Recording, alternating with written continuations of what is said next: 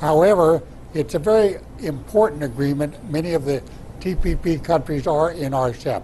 And the backbone of RCEP is the willingness of China to provide finance for all kinds of infrastructure in the other RCEP countries, the One Belt, One Road initiative and other Chinese initiatives.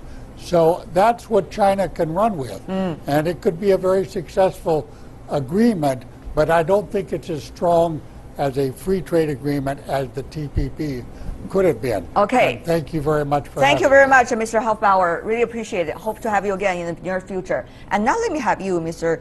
Liu, here in Beijing. Professor Liu, what do you make of the differences, RCEP in terms of level and weight compared to TPP? Well, RCEP is a free trade agreement per se. It's only focused on lowering the threshold at the gate.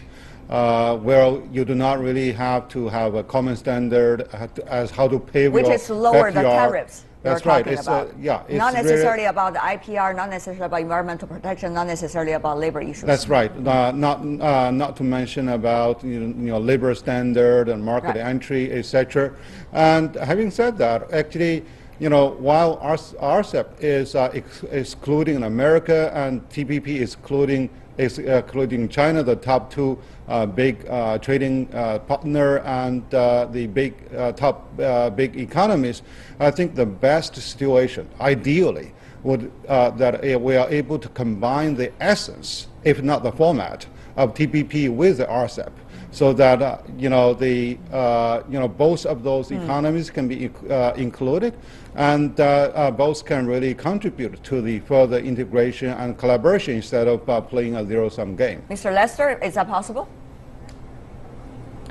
It's possible, but it will be difficult, and I agree with that. There's talk of a free trade area of the Asia Pacific that would include all of these countries, and I think that's a wonderful idea in theory, and I would support anyone who wanted to pursue that. But when you bring in that many countries with so many diverse views, if you have the U.S., China, and India all in there, it becomes very difficult. You run the risk of spending 5 or 7 years talking about these things and never reaching an agreement. But nevertheless, if people decide that that's the best approach to all of this, if the Trump administration would get on board with this, which may be unlikely, I would definitely support that effort, but it will be a challenge. I want to follow up by asking you, Mr. Lester, because you are originally from the U.S., so TPP, at the very beginning at least, had been perceived as an economic aspect of the overall U.S. entry into the Asia Pacific, the so-called rebalance. And it excludes China with a purpose. And now, if President-elect Trump scrap off TPP, what kind of message do you think, in terms even of U.S.-China relations, that is likely to send? As complicated as U.S. trade policy is, and as hard as it is for us to figure out what a Trump administration might do, I think foreign policy is even more difficult. So President Obama made the pivot to Asia a centerpiece of his foreign policy. It was rebalancing, going from the Middle East and shifting to Asia because this was going to be the Asian century. We don't know a lot about what the Trump administration, the Trump people think about this issue. They've talked a lot about the Middle East and interventions that we may do there. They haven't said much about what approach to Asian policy would be. Now, my sense is they'll similarly to President Obama, they will want to constrain China in some general way, but they haven't put forward any specific proposals for how they might do that. And some people would say, well, the TPP was part of that. Well, if the Trump administration pulls out of the TPP, what would they do instead? And I don't think we have any insights on that, but presumably something. Maybe they will realize the TPP is the perfect vehicle to do that.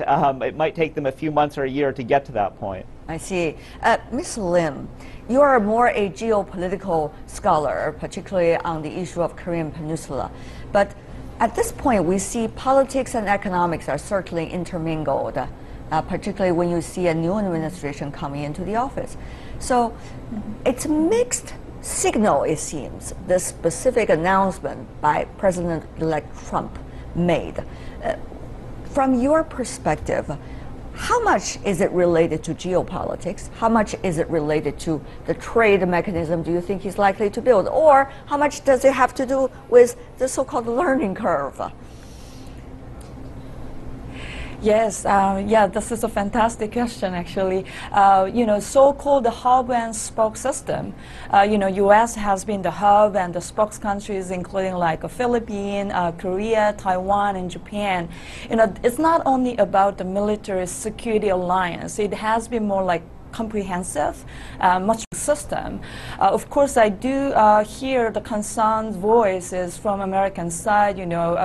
This huge deficit, trade deficit, is not sustainable anymore. I do see that rationales, but at the same time, that purchasing power has been leading all the system until today. So if the U.S. is in some ways, shrinking or withdrawing that the kind of economic/political leverage over the region, it might necessarily again the influence to the security issues as well. So that's again the major concern of South Korea, probably of Japan as well.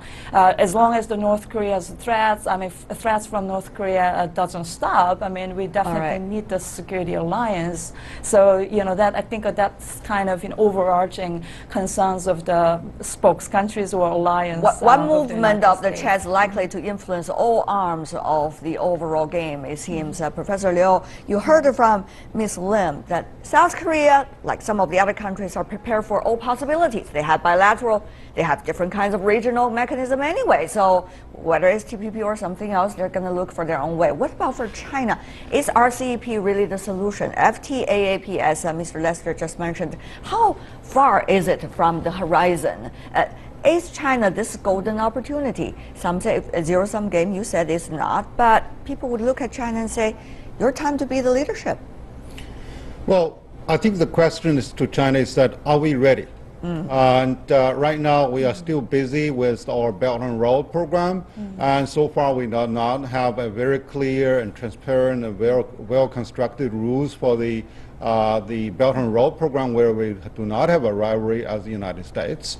So, right now with the RCEP, but actually China is working with ASEAN more actively. So China is not really playing the only leadership role, although China is most influential.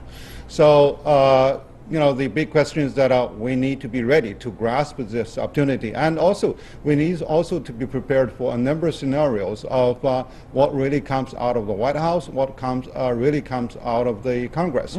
So if they really morph, China will have to change the strategy with the changes in the different variables. We'll see. So many variables, in fact. Everybody is not certain about what's likely to happen, but that's the fun of our discussion, isn't it? Professor Liu Baocheng, Mr. Simon Lester, and Ms. Zhenjiang Lim, thank you so much for the three of you for joining us. Thank you. Really appreciate it. You're watching World Insight with me, Tian Wei. Still to come on our program. Watch out for hidden books in the Chinese subway car. One publishing house has hidden nearly 10,000 books in a bid to promote reading. But is this a feasible plan?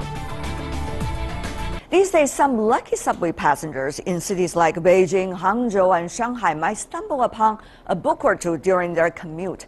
This recent project is inspired by Books on the Underground, a community campaign in London which aims to promote reading. But is this really feasible in China?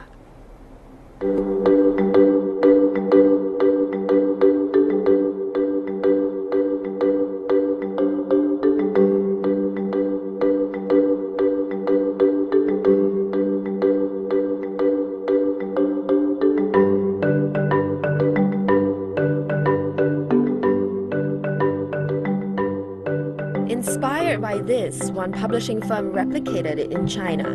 And after several days, differing voices among commuters started to grow. I think it's a great idea. Make sure there are a couple of English books so I can read them as well when I take the tube. But our subways are too crowded during rush hours, and not many people know about it. Now, besides the problem of a cramped subway, some books were also left untouched. Passengers thought they were left there by others to reserve seats, and some books were also mistakenly taken away by cleaners. Even so, The campaign has earned the endorsement of some celebrities. However, many social media users question the motives of the book sharing drive itself.